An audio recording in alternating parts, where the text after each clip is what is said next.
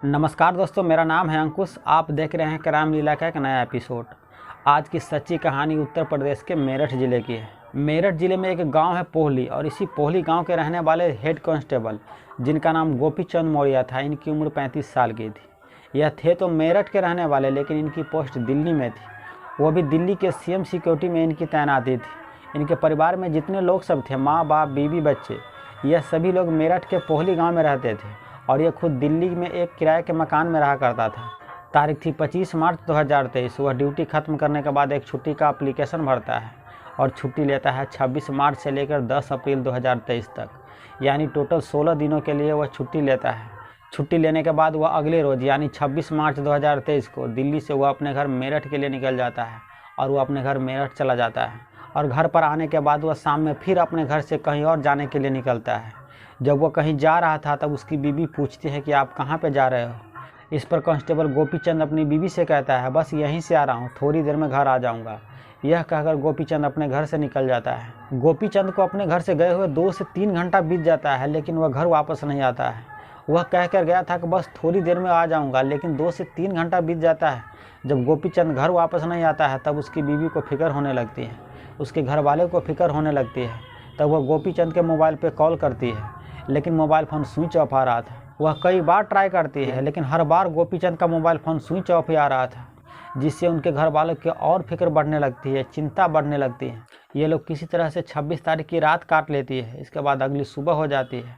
फिर सुबह में गोपी चंद के मोबाइल पर ये लोग कॉल करते हैं, लेकिन इस बार भी मोबाइल फ़ोन स्विच ऑफ आ रहा था, और न ही गोपी चंद अपने घर वापस आ रहा था। इससे उन लोगों को और फिक्र होने लगती है। तब वो लोग अपने दोस्त, रिश्तेदार, नाते के यहाँ इस गोपी चंद के बारे में पता लगाने की कोशिश करता है। सारे रिश्तेदार, नाते के यहाँ पता लगाने के बावजूद भी गोपी चंद के बारे में कुछ भी पता नहीं चल रहा था, और उनका फ़ोन लगातार स्विच ऑफ आ रहा था। इससे उन लोग को और चिंता हो जाती है। 27 तारीख को भी सुबह से लेकर शाम हो जाती है, रात तक हो जाती है, लेकिन न तो गोपी चंद घर वापस आता है और न ही उनके बारे में कुछ पता चलता है। तब ये लोग थक हार कर अगले रोज़ यानी 28 मार्च 2023 को पुलिस स्टेशन में जाकर गोपी चंद के गुमशुदगी की रिपोर्ट लिखाती है। मामला पुलिस वाले का था, वो भी दिल्ली के सीएम में सिक्योरिटी में तैनात हेड कांस्टेबल का था। तब मेरठ के पुलिस फ़ौरन हरकत में आती है और गोपी चंद के बारे में पता लगाने की कोशिश करने लगता है। पुलिस सबसे पहले गोपी चंद के फ़ोन के सीडीआर निकालने का फैसला करती है, उनकी आखिरी लोकेशन के बारे में पता करने की कोशिश करता है। लेकिन जब पुलिस उनके फ़ोन के सीडीआर निकलवाती है, उनकी आखिरी लोकेशन पता करती है, तब इससे पुलिस को कुछ खास जानकारी पता नहीं चलती। लेकिन उनके फ़ोन की आखिरी लोकेशन मेरठ के आसपास ही दिखा रही थी, और उनका फ़ोन लगातार स्विच ऑफ आ रहा था। इससे पुलिस को कुछ खास जानकारी पता नहीं चलती है। जब उनके फ़ोन के सीडीआर से और उनकी आखिरी लोकेशन से पुलिस को कुछ भी पता नहीं चलती है, तब पुलिस गोपी चंद के सोशल मीडिया में भी झांकने का फैसला करती है, उनकी बैंक अकाउंट डिटेल्स भी निकलवाती है। तब पुलिस को यहाँ एक बात पता चलती है। बैंक डिटेल्स से पुलिस को एक बात पता चलती है कि जिस रोज़ गोपी चंद गायब हुआ था, यानी 26 मार्च 2023 को, उसी रोज़ वो अपने मोबाइल के यूपीआई से किसी को 1 लाख रुपये ट्रांसफ़र किया था। बल्कि उसी यूपीआई नंबर पर गोपी चंद ने पिछले 1 सालों में 6 लाख रुपया तक ट्रांसफ़र किया है। जब इस 6 लाख के बारे में गोपी चंद के परिवार के लोगों से पूछते हैं कि गोपी चंद ने किसे 6 लाख ट्रांसफ़र किया है, आप इसके बारे में कुछ बता सकते हैं, तब उनके परिवार में से कोई लोग यह नहीं बता पाते हैं कि वह पिछले 1 सालों में 6 लाख रुपया किसे ट्रांसफ़र किया है। एक हेड कांस्टेबल 6-6 लाख रुपया किसी को दे रहा है, यह काफ़ी मोटी रकम है, और वह किसे दे रहा है इसके बारे में उनके घर के किसी को कुछ पता नहीं है। यह काफ़ी हैरान कर देने वाली बात है। पुलिस जब उस यूपीआई के बारे में पता करती है, तब पता चलता है कि वह एक तांत्रिक का है, और वह तांत्रिक का नाम गणेशानंद उर्फ गणपत लाल है, और वह हस्तिनापुर के रहने वाले हैं। पुलिस अब इस तांत्रिक गणेशानंद के बारे में पता करती है। तब पता चलता है कि वह पिछले 16 सालों से हस्तिनापुर के एक आश्रम में रह रहा है। पुलिस को यह लग रहा था कि कांस्टेबल गोपी चंद के गुमशुदगी से इस तांत्रिक का जरूर हाथ है, क्योंकि वह पिछले 1 सालों से उसके संपर्क में है, और वह 6 लाख रुपया भी ट्रांसफ़र कर चुका है। तब पुलिस भेष बदलकर यानी सिविल ड्रेस में इस तांत्रिक से मिलने के लिए जाता है, लेकिन वहां पर जाने के बाद पता चलता है कि वह आश्रम में है ही नहीं, बल्कि वह चित्रकूट गया है। पुलिस इस तांत्रिक का आने का इंतज़ार करती है, वह भी गुपचुप तरीक़ा से, ताकि किसी को शक न हो कि उसे पुलिस ढूंढ रही है। और उसी हस्तिनापुर से पुलिस को गंगा किनारे एक बाइक मिलती है, और वह बाइक किसी और की नहीं थी, बल्कि गोपी चंद की ही बाइक थी। पुलिस को यह भी लग रहा था कि कहीं गोपी चंद ने गंगा नदी में कूदकर अपनी जान तो नहीं दे दिया है, या अपने आप को मरे हुए बताने के लिए गंगा नदी किनारे बाइक रख दी हो। पुलिस को इस तरह का भी ख्याल आ रही थी, लेकिन पुलिस के पास ऐसा कोई भी सबूत नहीं था जिससे यह पता चला कि वह खुदकुशी किया हो या वह अपनी मौत दिखाने के लिए इस तरह की हरकत किया है। और दूसरी तरफ पुलिस को यह लग रही थी कि इस तांत्रिक का भी आश्रम हस्तिनापुर में ही है और बाइक भी हस्तिनापुर से मिली है। तब इस तांत्रिक पे पुलिस को और शक गहरा जाती है। और कुछ रोज के बाद जब तांत्रिक हस्तिनापुर वापस आश्रम में आता है तब पुलिस वहाँ से उसे हिरासत में लेती है और उससे पूछताछ करती है। शुरू में तो वह इधर उधर की बात करता है, लेकिन फिर वह मान लेता है कि हाँ, उसी ने ही गोपीचंद का कत्ल किया है और उसका कत्ल करने के बाद उसकी लाश को गंगा नदी में ही बहा दिया है। अब सवाल यह था कि दिल्ली के सीएम में सिक्योरिटी में तैनात हेड कांस्टेबल का एक तांत्रिक ने कत्ल क्यों किया। तब इसका जवाब यह था कि गोपीचंद अपनी बीवी से पीछा छुड़ाना चाहता था। उसकी बीवी के साथ बिल्कुल भी नहीं बनता था और जांच में यह भी पता चला कि गोपीचंद किसी और महिला के साथ अफेयर में था। वह उससे शादी करना चाहता था और अपनी बीवी का कत्ल करवाना चाहता था। वह खुद पुलिस में था, इसीलिए उसे अच्छी तरह से पता था कि अगर वह अपनी बीवी का किसी से कत्ल करवाता है तब उसे पकड़े जाने का खतरा है। तब वह यह सोचता है कि क्यों न किसी रोहिणिया ताकत से वो अपनी बीवी का कत्ल कराया जाए। जो तांत्रिक लोग सब है उससे अपनी बीवी का कत्ल कराए। तब वो अपने बीवी का कत्ल कराने के लिए तांत्रिक के बारे में पता लगाने लगता है और इसी दौरान उसे एक तांत्रिक के बारे में पता चलता है कि वह पिछले 16 सालों से हस्तिनापुर के आश्रम में रह रहा है और वह काफ़ी जानकार है। तब वह 1 साल पहले इस तांत्रिक गणेशानंद से जाकर मिला था और सारी बात बताया था कि वह अपनी बीवी का कत्ल करवाना चाहता है। इस पर तांत्रिक गणेशानंद ने कहा कि मैं अपनी तंत्र विद्या से इसी आश्रम से तुम्हारे बीवी का वहाँ कत्ल कर दूंगा, लेकिन इसके लिए तुम्हें पैसे खर्च करने होंगे। जो मैं तंत्र मंत्र सब लेकर आऊँगा वह काफ़ी महंगा है। इस पर गोपीचंद ने कहा कि कोई बात नहीं है, पैसा जितना खर्चा होगा मैं पैसा खर्च करने के लिए तैयार हूँ, बस मेरा काम हो जाना चाहिए, मेरी बीवी का कत्ल हो जाना चाहिए। तब तांत्रिक कहा कि चलो तुम्हारा काम कर दूंगा। और उसी रोज़ गोपीचंद ने इस तांत्रिक के यूपीआई पे अपने यूपीआई से 1.5 लाख रुपया ट्रांसफ़र किया था। गोपीचंद को उस तांत्रिक पर इतना ज़्यादा विश्वास था कि वह आंख मूंद कर उसको पैसा दे रहा था।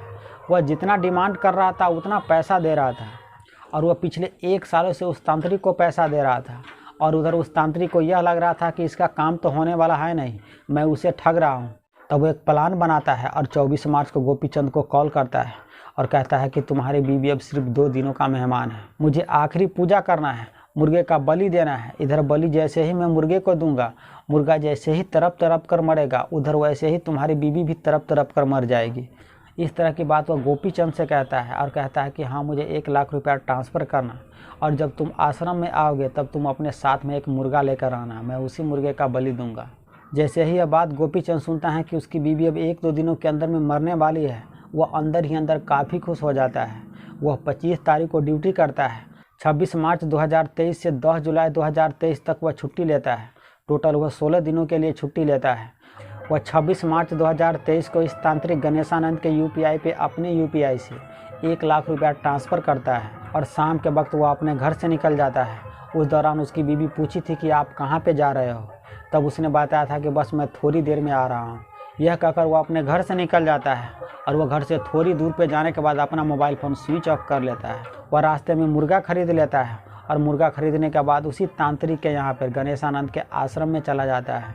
जब रात होती है तब तांत्रिक गोपीचंद से कहता है कि चलो गंगा किनारे मुझे पूजा पाठ करनी है, इस मुर्गे का वहाँ पर बलि देना है।